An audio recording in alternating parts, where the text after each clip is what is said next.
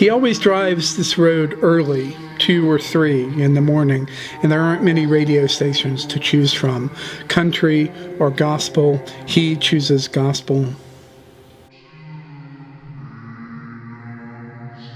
It's a Sunday sermon from the week before from some small evangelical church that he, hurtling by in his car, imagines to be housed in small clapboard structures or cinder block boxes in the trees at the edge of 2-lane roads. He'd grown up in the South. He knew these churches, the leathery scent of the hymnals, the graphite of the golf pencils tucked beside them, the faint tang of mildew, the powder and starch of the elderly ladies always sitting nearby, rattling gently in their purses. And because it is this road, and because it is 2 or 3 in the morning and he is alone, he considers his need to annihilate parts of himself. Once he believed spirituality was a pleasant walk in fields of heather and daisies, gently holding hands with others. Only later did he realize that the spiritual claws its way into the core of who we are, refusing to let go. The road before him is dark, and the preachers testify about blood and breath and the sheer physicality, the heavy, dark, and thick physicality of sin.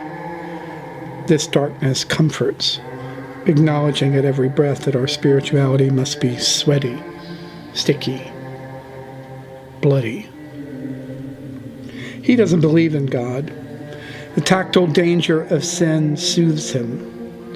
These sermons are rooted in a messiness of everyday living that doesn't shy away from physical contact and bodily fluids. He imagines these churches are hot with the threat of hell, stuffy in the clouds of sin to be resisted. Shouted amens in the back row, women sobbing and gasping, breaking now and then into the phrase of a hymn.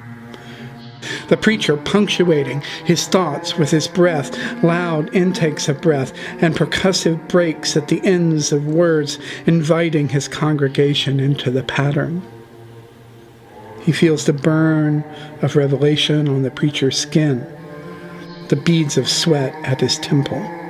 The congregants entering this pattern of breath, becoming one, rising, wailing, singing, falling back into the pew with a sigh, then rising again, moving as a body now united, because the only thing preventing us from the hell of loss and sin is each other.